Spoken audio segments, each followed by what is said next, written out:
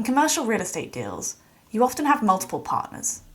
But how do you decide who gets what from the profits? That's where waterfalls and promotes come in. A waterfall is a system for splitting profits fairly between partners, and a promote is an extra reward for the operator when they deliver strong performance. In this video, we're breaking down how waterfalls work, what a promote structure looks like, and why they matter. A waterfall distributes the proceeds from a real estate investment in layers or tiers based on performance.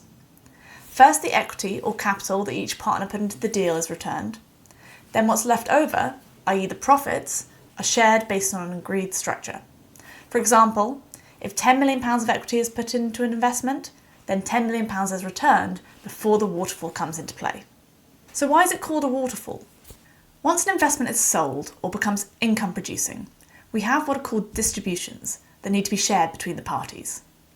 First, each party has their equity returned to them. Once this layer has been hit or is full, the profit starts to overflow into the next layer. In this layer, the profits are split pari passu, which means that they are split in the same proportion as their equity contributions until they reach a certain hurdle rate. Once that hurdle is hit, the profits are split pari passu between the initial parties and a third party, the promote. The promote is the extra profit share that is awarded to the GP or operating partner. Waterfalls can have multiple different layers or hurdles with different splits, including additional supercharged elements such as preferred returns or catch-ups, depending on what is agreed between the parties. Let's pause and recap. So step 1, each partner gets their original capital back. Step 2, profits are shared equally based on equity. Step 3, once certain performance targets are hit, the promote kicks in. At the beginning of a joint venture, the parties will agree the hurdles and the splits. This will include agreeing how much equity each party needs to contribute. Sometimes the LP will put in 100% of the equity, but often the GP will be required to put in at least some equity to show that they have skin in the game and are willing to put money where their mouth is. In our waterfall structure, it's then usually agreed that the equity will be returned in the same split, unless a preferred return is agreed to be given to one of the parties before the equity is returned. Once the equity is returned, there is usually a pari passu hurdle, which means that the profits are split in the same proportions as the equity contributions until a certain hurdle or target return is hit. In this example, the hurdle is a 10% IRR. Here's the next step. Once the deal reaches a 10% IRR, profits are no longer just shared evenly. Now, a portion goes to the promote pot, an extra reward for the operator. This is often described as a 20/10, meaning 20% of the profits over a 10% IRR.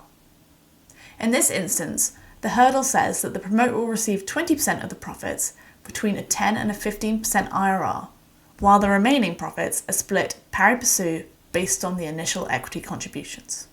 Once the 15% IRR hurdle has been met, then the next hurdle comes into play. In this example, our hurdle is 30/15, which means that the promote pot will receive 30% of profits between a 15 and a 20% IRR. In real-life examples, you can have as many or as few hurdles as you want, with the higher hurdles usually attracting higher shares of the profit as incentive to target those higher returns. The final hurdle layer is called the residual split. This states what happens to any remaining profits over and above the final hurdle layer. In this instance, the promoter is getting 50% of the profits over a 20% IRR. In this final hurdle, you can clearly see the maths of the waterfall working, with the 40-10 split being the exact same proportions as the 80-20 split at the pari passu hurdle. Let's take a real deal. Imagine a developer and an investor partner on a £50 million project. The deal performs well, hitting a 20% IRR. Because of the agreed waterfall, the GP not only gets their share of the profits, but also a promote, turning, say, 1 million of GP equity into 5 million total profit. This is why understanding these structures matters. It shapes the incentives, the risks, and ultimately how much everyone takes home. In an example with a catch-up layer, you'll see that the first 3 stages are the same.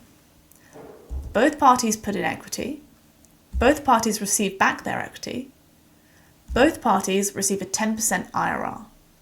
But between a 10 and a 15% IRR, the GP gets 100% of the profits. Once the GP has hit a 15% IRR, and the LP is still on a 10% IRR, the profits are then split proportionally again until the LP has hit 20%. At this stage, the GP's IRR is higher as they already started off with a 5% higher return. Finally, you have the same residual split layer, stating how any profits above a 20% will be split. Lots of LPs have standardized promote terms that they agree to, such as 20/15. But in lots of cases, you will need to negotiate the promote terms. You can see in this example that at the base case IRR, option 1 and option 2 give you the same promote share as a percentage of total profit. However, if returns are better than base case, option 1 is preferable. And if they're worse, option 2 is preferable. This then becomes a question to the GP of how confident are you in your business plan. If you think you will outperform, then you'll likely want to agree to option 1. If you think you'll underperform, then you'll want to agree to option 2. Waterfall and promote structures play a critical role in commercial real estate joint ventures. They directly impact how profits are shared and how much GPs can ultimately earn from a deal. But they're not always straightforward.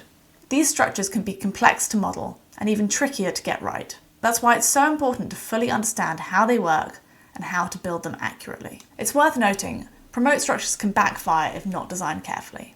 For example, if hurdles are set too low, the GP might get a promote even if the deal underperforms for the LP. On the other hand, if the hurdles are too aggressive, the GP may have no realistic path to upside. That's why clear negotiation and accurate modelling are critical. If you want to master waterfall and promote modelling, check out our all-in-one training platform, the EiP Academy, where we break it all down step by step with expert-led courses, practical examples, and downloadable templates to help you apply these concepts with confidence. When you join the EiP Academy, you get access to expert-led courses, real-world case studies, and practical templates, plus the support you need to apply what you learn with confidence. Whether you're aiming to land your first investment role, boost your skills, or stand out as a top-tier analyst, the EiP Academy will help you fast-track your progress. If you enjoyed this video and want to see more content on financial modelling concepts like this, make sure you hit the like button and let me know in the comments what other topics you'd like us to cover on the channel. Once again, thank you so much for watching. Subscribe for more expert-led real estate training, and I'll see you in the next video.